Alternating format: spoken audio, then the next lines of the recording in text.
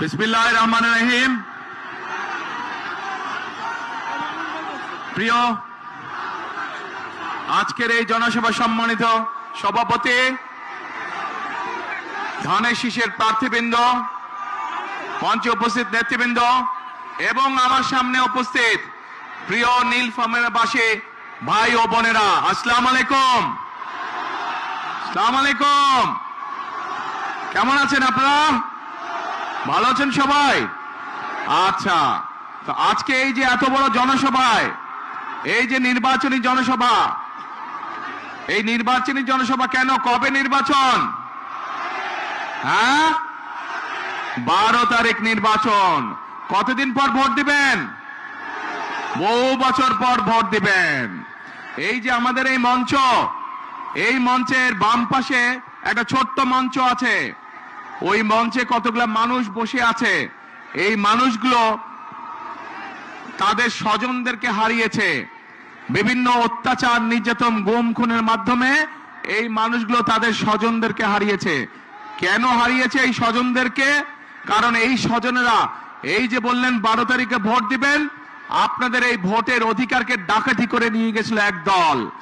তাদের কাছ থেকে উদ্ধার করার জন্য বিএনপি সহ বহু দলের নেতাকর্মী, বহু সাধারণ মানুষ এই স্বৈরাচারের সময় জীবন দিয়েছে, অত্যাচার নির্যাতনের শিকার হয়েছে, কেস কাচারির শিকার হয়েছে।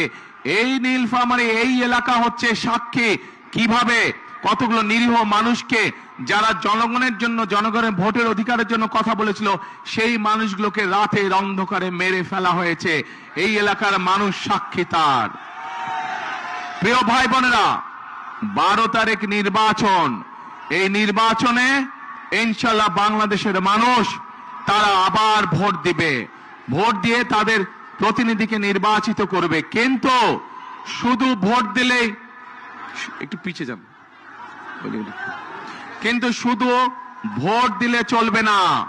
আমাদেরকে এই নির্বাচনটাকে দেশ গঠনের নির্বাচন হিসেবে চিন্তা করতে হবে। দেশকে আমাদের গড়ে তুলতে হবে। কেন? কারণ এই দেশ যদি আমরা গড়ে তুলতে না পারি, তাহলে আমরা কোথায় যাব? আমাদের যাবার জায়গা আছে কোনো? আমাদের প্রথম ঠিকানা বাংলাদেশ, শেষ ঠিকানা বাংলাদেশ। এখন প্রিয় ভাই বোনেরা, এই এলাকার মানুষের কর্মসংস্থান দরকার। এই এলাকায় যে ইপিজেড আছে, আমরা এই ইপিজেডটাকে আরো বড় করতে চাই, আরো কলকারখানা এখানে তৈরি করতে চাই, যাতে এই এলাকার মানুষের কর্মসংস্থানের ব্যবস্থা হয়।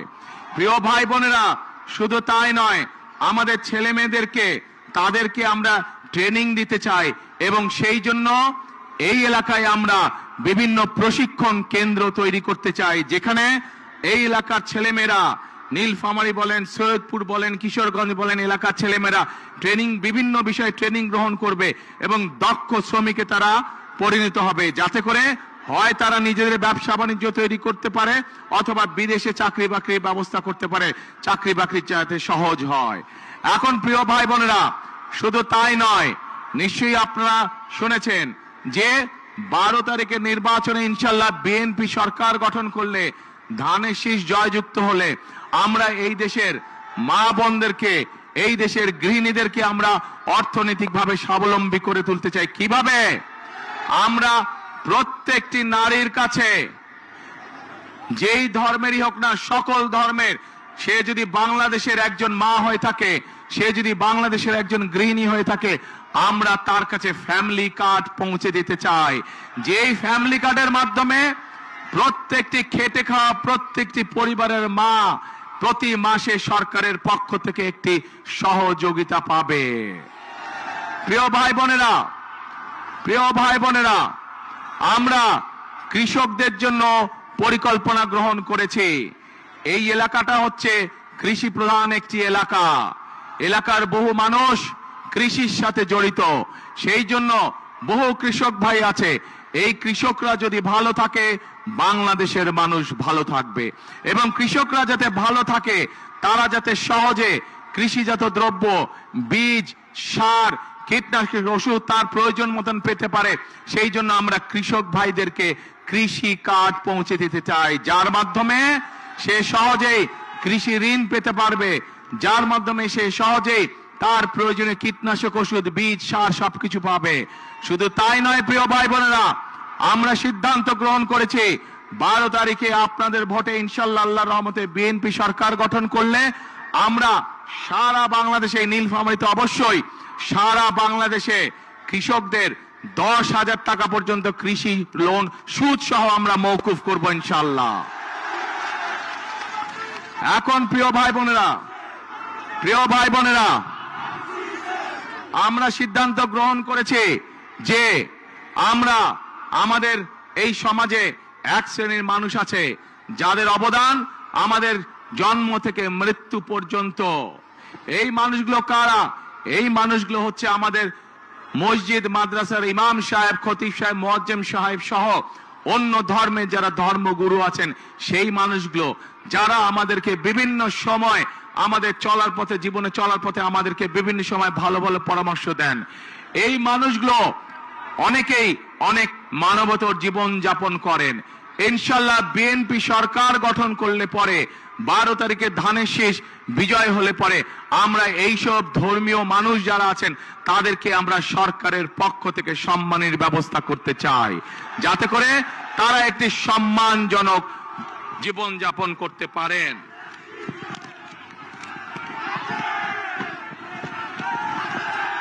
প্রিয় ভাই বোনেরা, এই এলাকার, এই সমগ্র নীলফামারী, রংপুর, দিনাজপুর সহ এই পুরা রংপুর বিভাগের মানুষের একটি প্রাণের দাবি আছে। বলুন তো কে সেই প্রাণের দাবি?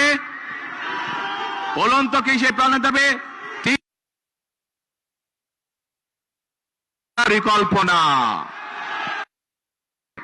আপনাদের সকলের সামনে আমি বলে যেতে চাই যে 12 তারিখ বিএনপি সরকার গঠন করলে, আপনাদের ভোটে আল্লাহর রহমতে বিএনপি সরকার গঠন করলে আগামী বিএনপি সরকারের অন্যতম প্রধান কাজ হবে যত দ্রুত সম্ভব এই তিস্তা ব্যারেজ মহাপরিকল্পনার কাজ শুরু করা, যাতে করে এই এলাকা আবার সবুজ শস্য শ্যামলা হয়ে উঠতে পারে।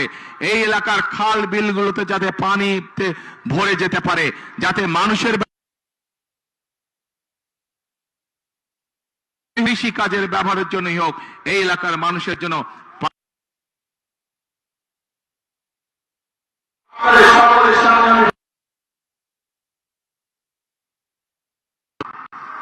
নীলফামারীর মানুষের দাবি, এখানে একটি মেডিকেল কলেজের দাবি। ইনশাআল্লাহ পর্যায়ক্রমিক ভাবে এইটিও আমরা বাস্তবায়ন করব। একই সাথে পাশে যে কিশোরগঞ্জ জেলা আছে, সৈয়দপুর জেলা আছে, এটি একটি শিল্প অঞ্চল। এই শিল্প অঞ্চলকে নীলফামারী বলুন, কিশোরগঞ্জ বলুন, সৈয়দপুর বলুন, অঞ্চল হিসাবে গড়ে তুলতে চাই। সেখানে রেল কারখানা সহ আরো যে শিল্প গঠন করা সম্ভব হয়, আমরা সেই শিল্পগুলো গঠন করতে চাই। কারণ এই এলাকা মানুষ কৃষি নির্ভর, কিন্তু শুধু কৃষি নির্ভর না, এই এলাকার মানুষের সাথে কর্মসংস্থানের সমস্যা না হয়, সহজে যাতে কর্মসংস্থানের ব্যবস্থা করা যায়, সেই জন্য আমরা এই এলাকাকে আমরা শিল্প অঞ্চল হিসেবেও গড়ে তুলতে চাই। আগামী দিনে যাতে কেউ বলতে না পারে এই নীলফামারী অঞ্চল বলেন, কিশোরগঞ্জ জেলা বলেন, অথবা সৈয়দপুর বলেন, দিনাজপুর বলেন, অবহেলিত এলাকা, এই দুর্নাম আমরা ঘুচাতে চাই। এই এলাকায় স্কুল, কলেজ, রাস্তাঘাট আমরা তৈরি করতে চাই, যাতে মানুষের চলাফেরার জন্য সুবিধা হয়। মেডিকেল কলেজ তৈরি করতে চাই। আমরা সৈয়দপুর যে এয়ারপোর্ট আছে, এই এয়ারপোর্টটাকেও আমরা ধীরে ধীরে আন্তর্জাতিক এয়ারপোর্টে রূপান্তরিত করতে চাই, যাতে করে এই যে এখানে যে চাইনিজদের যে হাসপাতাল তৈরি হচ্ছে, এই হাসপাতালে দেশের থেকে, বিভিন্ন জায়গা থেকে, বিদেশ থেকে রোগী আসবে, যাতে মানুষ সহজে ব্যবসা বাণিজ্য, চিকিৎসার জন্য এখানে আসতে পারে। সেই জন্য সৈয়দপুর এয়ারপোর্টকে ইনশাআল্লাহ আমরা ধীরে ধীরে আন্তর্জাতিক এয়ারপোর্টে রূপান্তরিত করতে চাই। এখন প্রিয় ভাই বোনেরা, আমরা খেয়াল করছি যে এই এলাকার মানুষ যাতে সহজে ভোট দিতে না পারে, একটি দলকে আমরা খেয়াল করছি আমাদের সমাজের বিভিন্ন মানুষকে গিয়ে তারা ভয় দেখাচ্ছে। পেয়েছেন এই খবর আপনারা? বিভ্রান্ত করার চেষ্টা করছে, তারা ভয় দেখানোর চেষ্টা করছে। আজকে আমি দ্ব্যর্থহীন কণ্ঠে পরিষ্কার ভাবে বলে দিতে চাই, বাংলাদেশের কোন ভোটারকে যারা ভয় দেখাবে, যারা তাদেরকে বিভ্রান্ত করার চেষ্টা করবে, ইনশাআল্লাহ কারো সাথে যদি অন্যায় হয়ে থাকে আমরা সেই ব্যবস্থা গ্রহণ করব, অন্যায়কারীর বিরুদ্ধে আইনগত ব্যবস্থা গ্রহণ করব। কাজেই প্রিয় ভাই বোনেরা, ৭১ সালে যখন আমরা দেশ স্বাধীন করেছিলাম যুদ্ধ করে, তখন আমরা দেখিনি কে মুসলমান, কে হিন্দু, কে বৌদ্ধ, কে খ্রিস্টান। আমরা কোন ধর্ম দেখিনি, আমরা দেশ স্বাধীন করার জন্য যুদ্ধে ঝাঁপিয়ে পড়েছিলাম। ঠিক একইভাবে ২০২৪ সালের ছাত্র জনতার গণ অভ্যুত্থানের সময় আমরা দেখিনি কে মুসলমান, কে হিন্দু, কে বৌদ্ধ, কে খ্রিস্টান। আমরা দল মত ধর্ম বর্ণ নির্বিশেষে আমরা রাজপথে গিয়ে দেশের স্বাধীনতাকে আমরা রক্ষা করেছিলাম ২০২৪ সালে। একইভাবে আজকে এখানে দাঁড়িয়ে আপনাদের লাখো মানুষের সামনে দাঁড়িয়ে পরিষ্কার ভাবে বলতে চাই, আগামী দিনের রাজনীতি হবে দেশ পুনর্গঠনের রাজনীতি, আগামী দিনের রাজনীতি হবে রাষ্ট্র গঠনের রাজনীতি। আমরা মুসলমান হই, আমরা হিন্দু হই, আমরা বৌদ্ধ হই, আমরা খ্রিস্টান হই, আমরা সকলকে সাথে নিয়ে আমাদের দেশ গঠন করতে চাই। আমরা সকলকে সাথে নিয়ে সামনে এগিয়ে যেতে চাই। আগামী দিনে একটি মানুষকে আমরা বিবেচনা করব তার মেধা এবং তার যোগ্যতা দিয়ে, তার বর্ণ দিয়ে নয়, তার ধর্ম দিয়ে নয়, বা অন্য কিছু দিয়ে নয়। আমরা তাকে বিচার করতে চাই তার মেধা এবং যোগ্যতা দিয়ে। কারণ প্রিয় ভাই বোনেরা, বহু বছর ধরে আমরা আন্দোলন করেছি জনগণের অধিকার প্রতিষ্ঠিত করার জন্য। আজ সেই অধিকার ধীরে ধীরে প্রতিষ্ঠিত হতে চলেছে। এখন আমাদের মূল কাজ হলো দেশকে আমাদের পুনর্গঠন করতে হবে। আমাদের লক্ষ কোটি তরুণ যারা আছে তাদের কর্মসংস্থানের ব্যবস্থা করতে হবে। আমাদের কোটি কোটি শিশু যারা আছে তাদের শিক্ষার ব্যবস্থা করতে হবে। বাংলাদেশের সাধারণ খেটে খাওয়া মানুষ, তাদের জন্য ন্যূনতম চিকিৎসার ব্যবস্থা করতে হবে।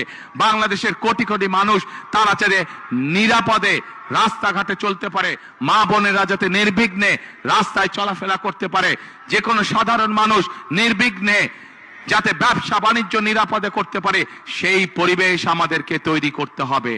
কিন্তু প্রিয় ভাই বোনেরা, এই পরিবেশ যদি আমাদেরকে তৈরি করতে হয়, তাহলে এই দেশের যে মালিক, কারা মালিক এই দেশের?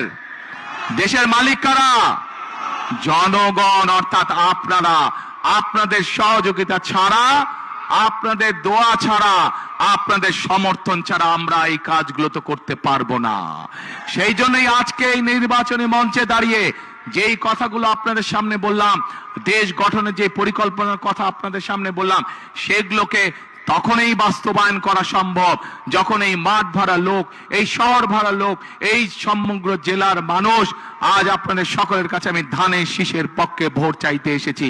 আপনারা যদি ধানের শীষকে জয়যুক্ত করেন, আপনারা যদি ধানের শীষকে আগামী 12 তারিখে সরকার গঠনের সুযোগ দেন, তাহলে এই যে এই পরিকল্পনার কথাগুলো আপনাদের সামনে আমি আজকে তুলে ধরেছি, সেই পরিকল্পনা ইনশাআল্লাহ আমরা বাস্তবায়ন করতে সক্ষম হব। প্রিয় ভাই বোনেরা, আমি আপনাদের কাছে এখন জানতে চাই, আমার সংক্ষিপ্ত পরিকল্পনা আপনাদের সামনে আমি তুলে ধরেছি। নিশ্চয়ই সংবাদপত্রের মাধ্যমে আপনারা দেখেছেন, গতকাল সারা দেশের সামনে আমাদের বিস্তারিত দেশ গঠনের পরিকল্পনা আমরা তুলে ধরেছি দলের পক্ষ থেকে। দেখেছেন অনেকে? দেখেছেন আপনারা।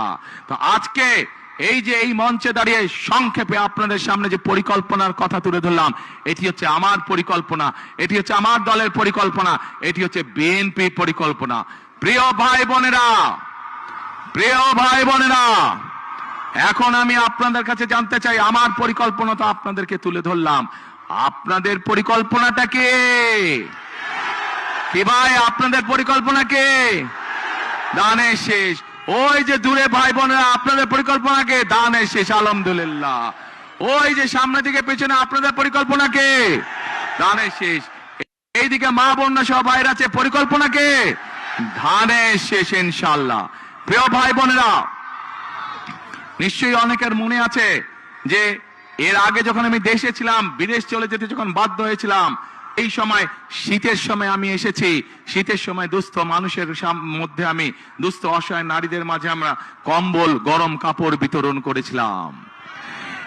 তারপরে বহু বছর আসার সুযোগ পাইনি, আজকে আল্লাহর রহমতে আলহামদুলিল্লাহ বহু বছর পরে আবার নীলফামারীর মাটিতে আপনাদের সামনে উপস্থিত হতে পেরেছি।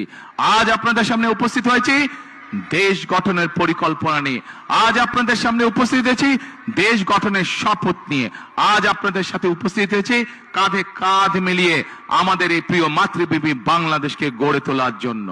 প্রিয় ভাই বোনেরা, আজকে আমাদেরকে সতর্ক থাকতে হবে। সতর্ক এই জন্য থাকতে হবে, গত 1 যুগেরও বেশি সময় ধরে যেভাবে বাংলাদেশের মানুষের কথা বলার অধিকারকে কেড়ে নেওয়া হয়েছিল, বাংলাদেশের মানুষের ভোটের অধিকারকে যারা কেড়ে নিয়েছিল তারা তো দেশ থেকে ছেড়ে পালিয়ে গিয়েছে, কিন্তু তাদেরই এক সহযাত্রী তারা দেশে রয়ে গিয়েছে। বিভিন্ন সময় তারা দেশ স্বাধীনের পর থেকে, দেশ স্বাধীনের আগে থেকে বিভিন্ন সময় তারা বিভিন্ন রূপ ধারণ করেছে। এই রূপ ধারণকারী, বহু রূপ ধারণকারী তারা আজকে বিভিন্ন জায়গায় বিভিন্ন ষড়যন্ত্রে লিপ্ত হয়েছে, কারণ তারা বুঝে গিয়েছে সারা বাংলাদেশের মানুষ ধানের শীষের পক্ষে রায় দেওয়ার সিদ্ধান্ত নিয়েছে। সেই জন্যই তারা বিভিন্ন ষড়যন্ত্রে লিপ্ত হয়েছে। পত্রিকার পাতায়, বিভিন্ন সংবাদ মাধ্যমে আমরা দেখেছি তারা মা বোনদেরকে গিয়ে বিভ্রান্ত করছে, তাদের এনআই কার্ড নাম্বার নিচ্ছে, তাদের বিকাশ নাম্বার নিচ্ছে, ভিন্ন ধর্মের মানুষ যারা আছেন তাদেরকে গিয়ে বিভিন্নভাবে হুমকি ধমকি দিচ্ছে। পরিষ্কার ভাবে বলে দিতে চাই, একটু আগে যেভাবে বলেছি 71 সালে আমরা সকল ভাই বোন, সকল ধর্মের ভাই বোনেরা ঐক্যবদ্ধ থেকে দেশকে স্বাধীন করেছি। 2024 সালের গণ অভ্যুত্থানে আমরা সকল ধর্মের ভাই বোনেরা ঐক্যবদ্ধ থেকে স্বাধীনতাকে রক্ষা করেছি। ইনশাআল্লাহ আমরা সকল ধর্মের ভাই বোনেরা ঐক্যবদ্ধ ভাবে এই 12 তারিখের নির্বাচনে যারা ষড়যন্ত্র করবে তাদেরকে আমরা দাঁত ভাঙা জবাব দেব ইনশাআল্লাহ। প্রিয় ভাই বোনেরা, সামনে লক্ষ্য, সামনে উদ্দেশ্য একটাই। আজ এখানে দাঁড়িয়ে হয়তো আপনাদের সামনে আমি রাজনৈতিক প্রতিপক্ষ সম্পর্কে অনেক কথা বলতে পারতাম, কিন্তু ওইসব কথা বললে কি জনগণের কোনো উপকার হতো?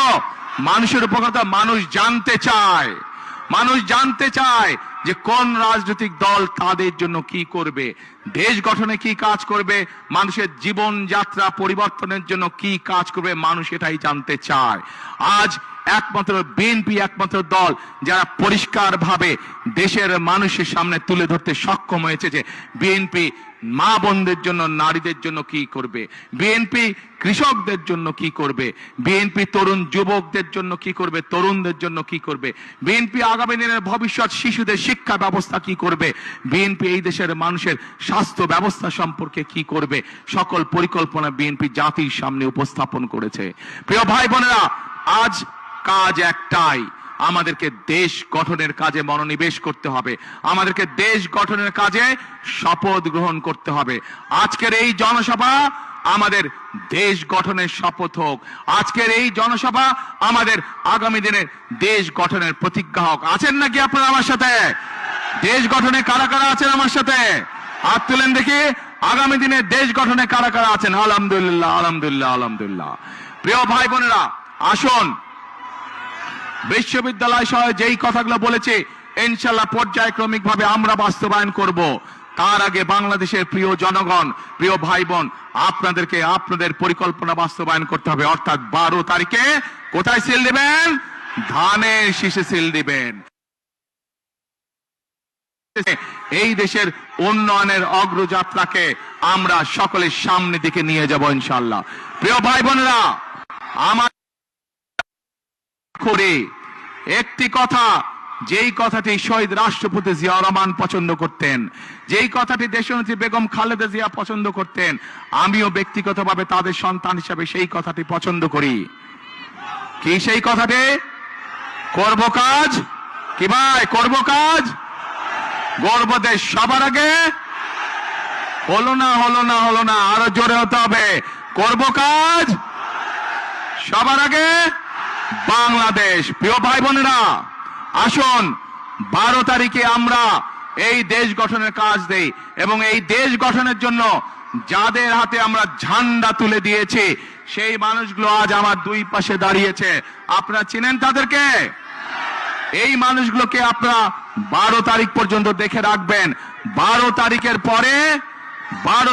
পরে এই মানুষগুলোর দায়িত্ব হবে আপনাদের সাথে থাকা, এলাকার উন্নয়ন করা, আপনাদের উন্নয়ন করা, আপনাদের বিপদে আপদে পাশে থাকা। 12 তারিখে এদেরকে জয়যুক্ত করে আনবেন ইনশাআল্লাহ, এবং 12 তারিখ থেকে পরবর্তী 5 বছর পর্যন্ত এরা প্রত্যেকটা মানুষ সার্বক্ষণিক জনগণের সেবার কার্যে রত থাকবে ইনশাআল্লাহ। আজ এখানে আমাদের সাথে 3 জন দানের শীষ আছে, এবং আমাদের এক ভাই খেজুর গাছ এখানে আছেন, উনিও আন্দোলন সংগ্রামে আমাদের সাথে ছিলেন। কাজেই আমাদের দায়িত্ব হচ্ছে, একটু আগে যেমন বলেছি, দল মত ধর্ম বর্ণ নির্বিশেষে আমরা একসাথে দেশ গড়ব, ঠিক একইভাবে ধানের শীষের পাশাপাশি আমাদের পাশে থাকা 12 তারিখে যে প্রার্থী আছে তাকেও আপনারা দেখে রাখবেন। এই মানুষটিকে সাথে নিয়েও আমরা ইনশাল্লাহ দেশ গঠনের কাজে হাত দিব। আরেকটি কাজ করতে চাই,